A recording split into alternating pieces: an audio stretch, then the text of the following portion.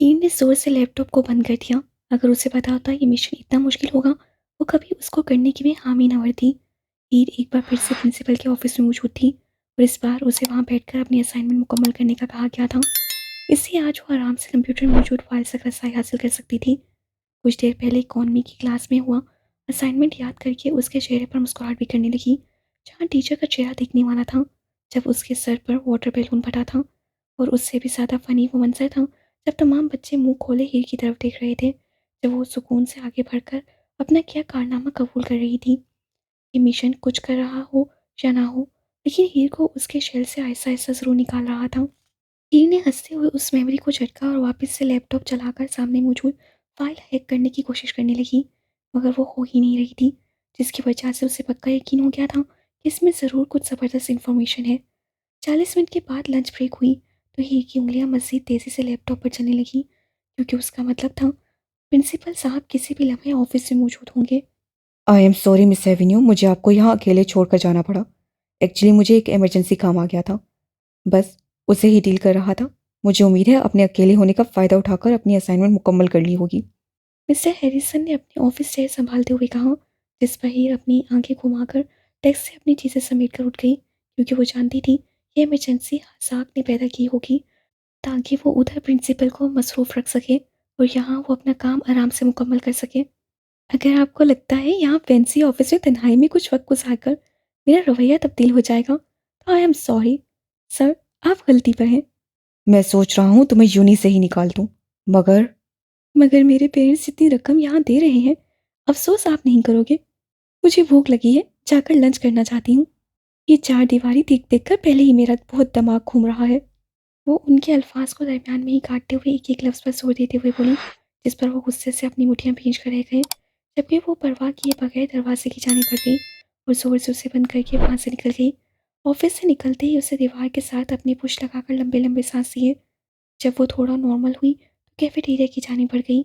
Cafeteria में पहुंचकर सामने का मंजर देखकर उसका अब की बार सचमुच दिमाग खराब हुआ था, जहाँ एक टेबल पर सभी रॉयल्स और उनके साथ शहजाम मौजूद था। लेकिन दिमाग खराब करने वाली ये बात नहीं थी, बल्कि ब्लोन लड़की थी, जो हसाम के कंधे पर हाथ रखकर उसके कान की जानिब झुकी और सलसल हंस हंस कर सरगोशियाँ कर रही थी। आखिर इस लड़की की प्रॉब्लम क्या है? कल तक इसके दिल में मेरे लिए फीलिंग्स आ चुकी थी, मेरे बगैर रह नहीं सकता था, अब ये सब क्या है? ऊपर से उस दिन उस शख्स से मुझ पर अपना हक जताने के लिए उस बेचारे हंटर को इस कदर पीटा था, अभी भी उसके चेहरे पर निशान है। आज मैं तुम्हें बताती हूँ जो अपना होता है उस पर हक कैसे जताते हैं। वो सीरियल बड़बड़ाकर गुस्से से आना के करीब से गुजरकर उनकी टेबल की जाने बढ़ गई, जबकि आना परेशानी से उसे जाता हुआ देखने लगी।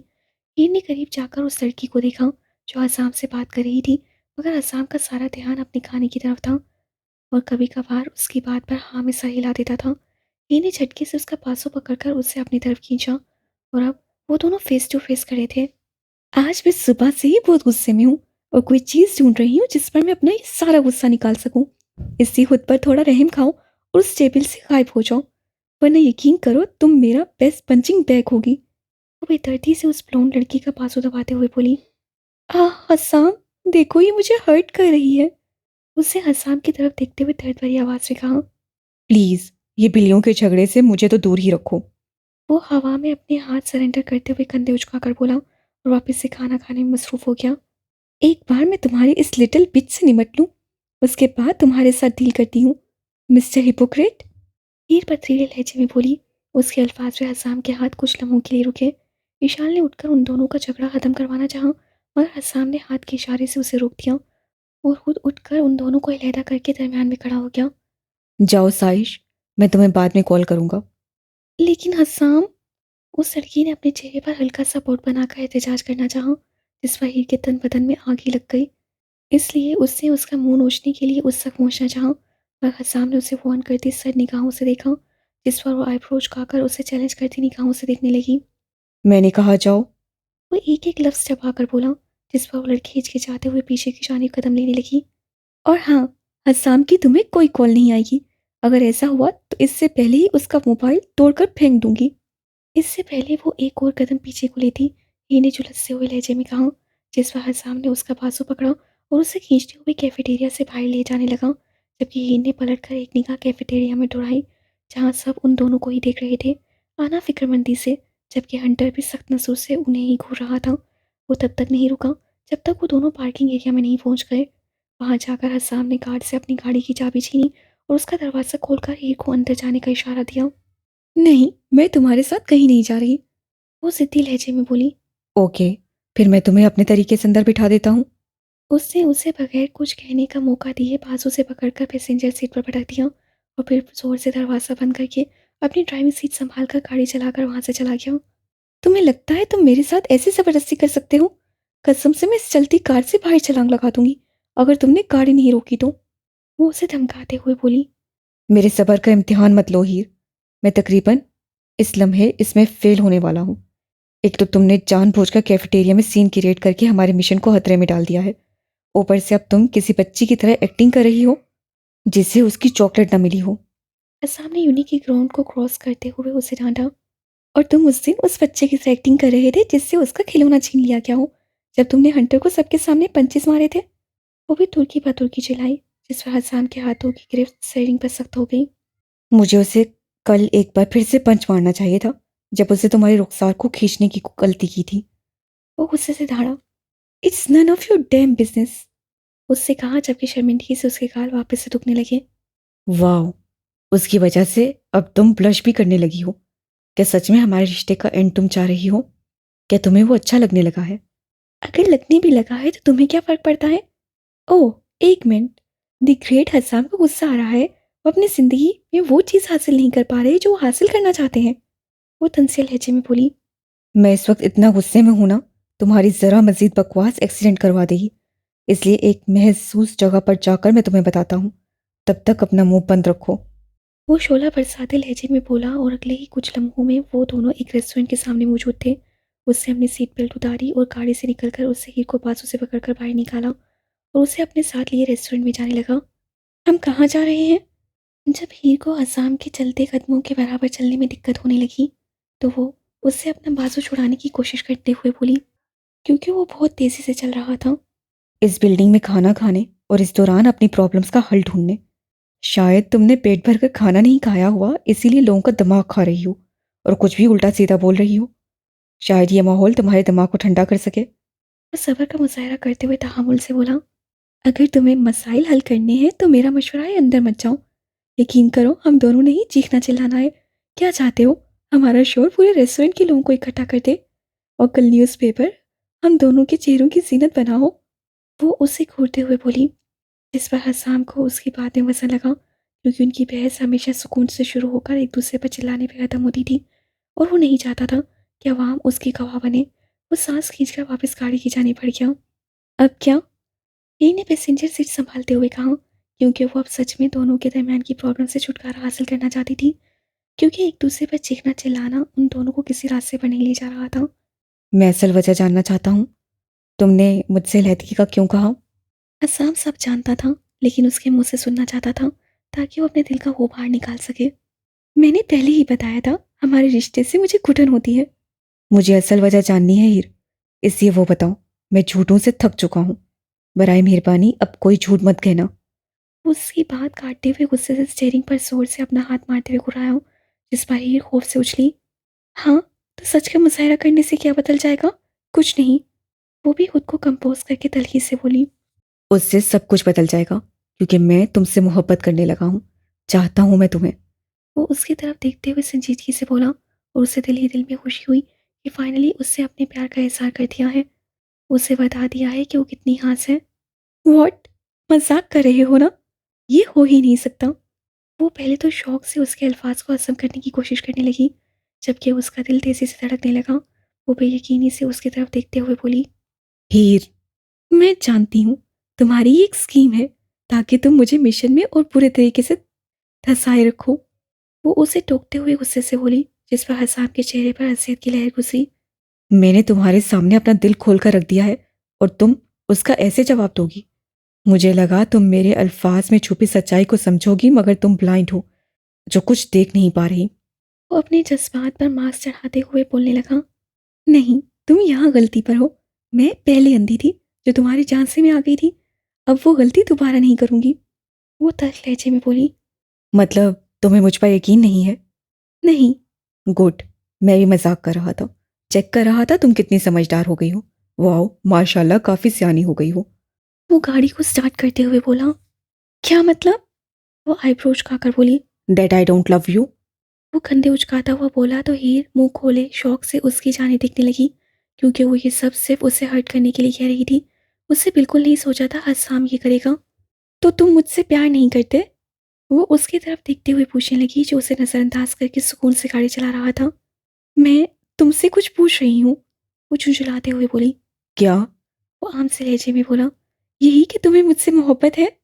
वो बेचैनी से पूछने लगी। अब तुम्हारा इससे क्या लेना देना है? खामोशी से बैठो और मुझे ड्राइविंग करने दो। वो सफाकी से बोला। हसाम मुझे जवाब दो, समझ आया? वो तकरीबन हलक के बल चिल्लाई। तुम्हारा मसला क्या है हीर? हर चीज तुम्हारी मर्जी और तरीके से हो जरूरी नहीं। नहीं दे रहा जवाब, जाओ जो उखाड़ना है उखाड़ लो। ठीक है, फिर मुझे हॉस्टल छोड़ कर आओ। वो सुर्ख होती आंखों से उसे देखते हुए बोली, क्योंकि उसे पता था वो अब किसी भी लम्हे कमजोर पड़कर उसके सामने रो देगी, क्योंकि उसमें बहादुरी बस इतनी देर के लिए ही थी। मैं तुम्हारा ड्राइवर नहीं हूं जो तुम्हारे हुक्म की तकमील करूं। वो हॉस्टल की बजाय उसके मुखालिफ रोड पर अपनी गाड़ी डालता हुआ बोला। इससे पहले ही कुछ कहती, उन दोनों की तवज्जो हसाम के पॉकेट में बजते मोबाइल ने खींची। जी, हसाम रॉयल। हसाम ने कॉल रिसीव करते हुए गुस्से से कहा। सामने की जानिब से ना जाने क्या कहा गया था कि उसके एक्सप्रेशन गुस्से से कोल्ड और उससे शौक और वापस से सनमेरी का लबादा उड़ गए थे। कॉल बंद करते ही उसने फुल स्पीड में गाड़ी भगा दी, जिसकी वजह से हीर का सर डैशबोर्ड से लगता लगता बचा। तुम्हारी प्रॉब्लम क्या है? अब मुझे मारना चाहते हो? वो उसकी तरफ देखते हुए बोली, मगर सामने से कोई जवाब नहीं आया। लेकिन वो जानती थी उसका लिंक आने वाली कॉल से है, क्योंकि उसके दौरान हसाम के एक्सप्रेशन सेकंड से तब्दील हो रहे थे। प्लीज़ गाड़ी की स्पीड हल्की करो, अगर तुमने स्पीड कम नहीं की तो हम दोनों ही मर जाएंगे। अब की बार वो इल्तिजाया लहजे में बोली, मगर वो अनसुना करके स्पीड में मज़ीद तेज कर गया। Stop it! जब हीर ने गाड़ी को सामने से आते ट्रक से तकरीबन टकराते हुए देखा तो वो हलक के बल चिल्लाई, जबकि आसाम दाएं जाने में स्टीयरिंग घुमाकर बिल्कुल उसके पास से गुजर कर आगे बढ़ गया। आखिर तुम्हारा मसला क्या है? तुम्हें कॉल किसकी आई थी? जब गाड़ी को खाली सड़क पर जाता हुआ देखा तो वो खुद को पुरसुकून करने की कोशिश करते हुए मुश्किल से बोली। मैं इस वक्त एयरपोर्ट जा रहा हूं। तुम स्कॉट को कॉल करो, वो तुम्हें वहां से ले जाएगा। जब वो लोग मेन रोड पर आए थे तो आसाम ने लोगों की रश की वजह से स्पीड को थोड़ा हल्का करते हुए कहा, तुम एयरपोर्ट क्यों जा रहे हो? मुझे असल प्रॉब्लम बताओ आसाम। वो परेशानी से उसकी जानिब देखते हुए पूछने लगी, जो काफ़ी डिस्टर्ब लग रहा था। जब उसकी जानिब से कोई जवाब नहीं आया तो वो फिक्रमंदी से उसके चेहरे को देखने लगी, जहाँ ज़माने भर की तकलीफ रकम थी। कुछ ही देर बाद वो दोनों एयरपोर्ट पे मौजूद थे। ये हैरान थी कि वो दोनों बगैर किसी किस्म की चोट पहुँचे वहाँ पहुँच गए थे। हसाम बगैर उसके निकलने का इंतज़ार किए पिछले दरवाजे की जानिब भागा, जहाँ पर वो भी जल्दी से गाड़ी से निकलकर उसे फॉलो करने लगी। जहाँ वो रुका तो वो भी रुककर अपना सांस बहाल करने लगी। खुद को पुरसुकून करके जैसे ही उसे सामने देखा तो उसे एक शदीद झटका लगा, क्योंकि वह हासिक प्राइवेट जेट में खड़ा था, जबकि आसाम फुर्ती से कुर्सियाँ क्रॉस करके उसमें दाखिल हो चुका था। हीर भी आगे बढ़कर उसमें दाखिल होना चाहा, मगर एक सिक्योरिटी गार्ड ने उसके रास्ते में पाबंदी लगा दी। सॉरी मिस, लेकिन आपको इसमें दाखिल होने की इजाजत नहीं है। ब्लैक यूनिफॉर्म और ब्लैक ही शेड्स लगाए गार्ड ने फॉर्मल लहजे में कहा। मुझे हसाम से बात करनी है प्लीज़, मैं बस कुछ ही सेकंड्स लूंगी। उससे गार्ड को मनाना चाहा। यहाँ क्या हो रहा है? आसिक ने जेट से बाहर आकर पूछा, लेकिन जब उसकी निगाह सामने खड़ी हीर पर पड़ी तो उसकी आंखों में हैरानी आ समाई। सॉरी सर, ये कह रही हैं उन्हें हसाम सर से बात करनी है। हीर, तुम यहाँ क्या कर रही हो? वो अपनी हैरत को दबाकर बोला, मुझे हसाम से बात करनी है। ये सही वक्त नहीं है, जब वो वापस आएगा तब कर लेना। क्यों, क्या हुआ है? प्लीज़ हसाक बताओ मुझे। हसाम ने एक लफ्ज़ नहीं बताया। मुझे हसाम को लेकर बहुत फिक्र हो रही है। जिस पर हसाक ने अपने बालों में हाथ फेरा और फिर नाम में साई लाने लगा। मैं तुम्हें नहीं बता सकता, सॉरी। कम ऑन, हम एक ही हैं, तुम मुझ पर यकीन कर सकते हो, प्लीज़ बता दो। मैंने तुम लोगों में इतना वक्त गुजारा है, अभी भी यकीन नहीं मुझ पर। वो तकरीबन उसके सामने गिड़गिड़ाई। हम लोग इटली जा रहे हैं, क्योंकि मेरी माँ मर रही है वहाँ। उसने इंतहाई तेजी से अल्फाज कहे, जैसे ही अल्फाज कम और सहज सादा हों। जब हीर को उसकी बात की समझ आई तो वो शौक से अपना मुंह खोले उसकी तरफ देखने लगी, जो मजीद कुछ कहे बिना जेट में जा चुका था। वेट हसाक, मैं भी आप लोगों के साथ जाऊंगी। इससे पहले सिक्योरिटी टीम उसे पीछे करके दरवाज़ा बंद कर दी। हीर ने ऊंची आवाज़ में कहा और साथ ही सीढ़ियाँ चढ़ना चाहीं, जो कि वही गार्ड वापस से उसका रास्ता ब्लॉक कर गया। जो पहले से उसे अंदर दाखिल होने से मना कर रहा था। ओके साइम, इसे अंदर आने दो। कुछ लम्बे तसब्बुर का शिकार रहने के बाद हासिक ने उसे अंदर आने की इजाज़त दे दी। थैंक यू सो मच हासिक। जब वो जेट में आ गई तो मशगूल लहजे में बोली, इन दिनों हसाम से दूर रहना, पता नहीं उसका मूड कैसा होगा और वो किस तरह रिएक्ट करेगा, इसलिए प्लीज संभल कर। हासिक ने उसे वार्न किया तो उसे समझते हुए हाँ में सर हिलाया और फिर उसके साथ आगे बढ़कर जाकर सीट पर बैठ गई, जहाँ होस्टेस फ्लाइट के टेक ऑफ होने की न्यूज़ दे रही थी। जबकि वो नज़र उठाकर हसाम की तरफ देखने लगी, जो इस दुनिया से बेगाना विंडो से बाहर देख रहा था। जिंदगी एक बार फिर उसे एक नए एडवेंचर की जानिब ले जा रही थी, और अब की बार जगह इटली थी। जेट का अंदरूनी माहौल मुकम्मल टेंशन से भरा हुआ था। हीर को इस वक्त वहां आकर शदीद पछतावे का एहसास हो रहा था, क्योंकि उसने जितनी बार हसाम से बात करने की कोशिश की थी, सिर्फ उसकी खामोशी से ही सामना हुआ था।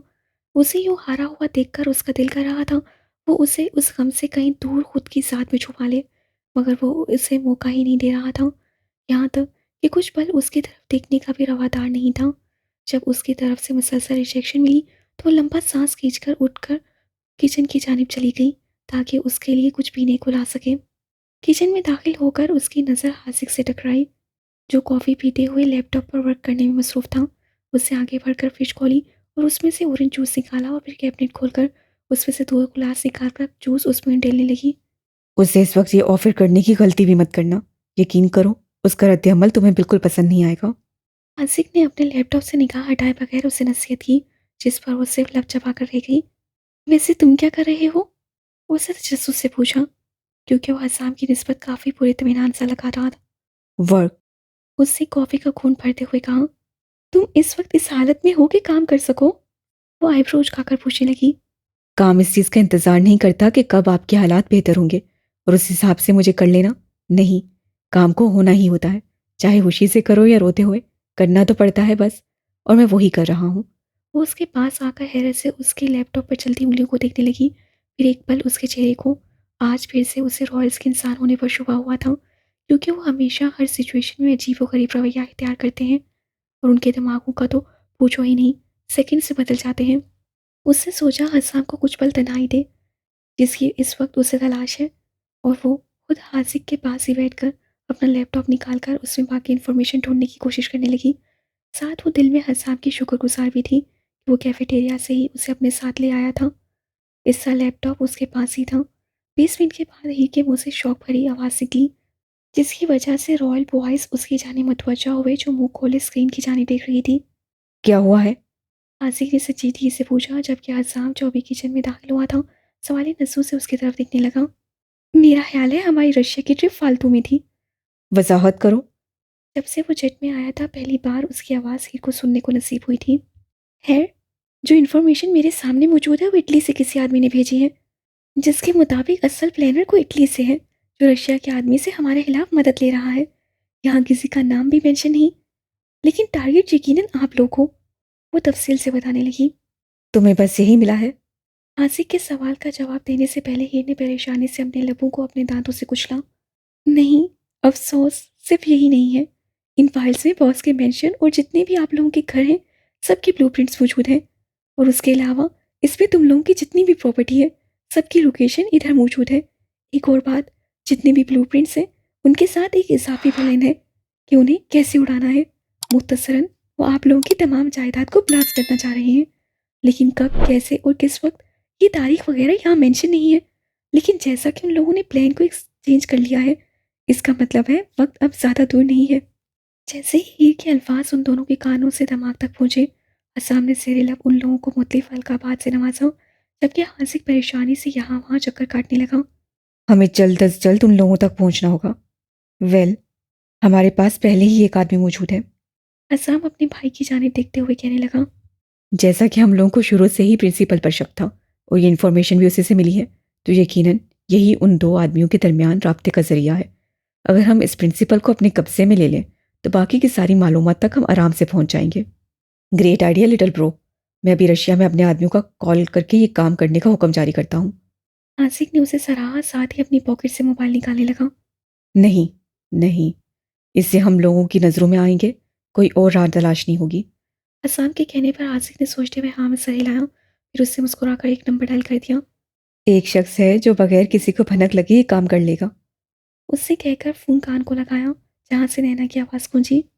क्या तुम अपनी खूबसूरत हील से किसी का नक्शा बिगाड़ने के लिए तैयार हो? Oh my God! उनकी खुशबू मुझे यहाँ तक महसूस हो रही है। नैना पुरजोश लहजे में बोलने लगी। नेकी और पूछ-पूछ। उसके अल्फाज पर एक के वजूद में सनसनी एसी की लहर दौड़ी। एक बात आज मज़ीद पता चल गई है, ये रॉयल्स खून के प्यासे भी हैं। वो सिरेला बड़बड़ाई और फिर अपने सर को झटक कर वापस से अपना ध्यान अज़ाक की बातों की जानिब ले गई। मैं चाहता हूँ तुम पहली फ्लाइट लेकर रशिया पहुँचो। वहाँ एक आदमी है जिसकी डिटेल मैं तुम्हें टेक्स्ट करता हूँ। उससे कुछ मालूमात निकलवानी है, ये काम मैं तुम्हारे सौंप रहा हूँ। जाकर उससे सारी मालूमात निकलवाओ। आसिक ने हुक्मिया लहजे में कहा। टेंशन मत लो, बस वेट करो। वो कहकर कॉल बंद कर गई। तुम्हें लगता है वो ये काम कर लेगी? कॉल बंद होते ही हीर ने पूछा। फिक्र मत करो, वो कभी मायूस नहीं करेगी। वो कहकर हीर के करीब हुआ और उसके बालों को आराम करके साथ जेरेल अब गुड जॉब कहकर वहां से चला गया, जबकि वो उम्मीद भरी नजरों से गोल्डन ब्लूइश वाले लड़के को देख रही थी। शायद वो उससे चार बातें करेगा, मगर वो बगैर उसकी तरफ देखे सिर्फ अपने मोबाइल में बिजी रहा।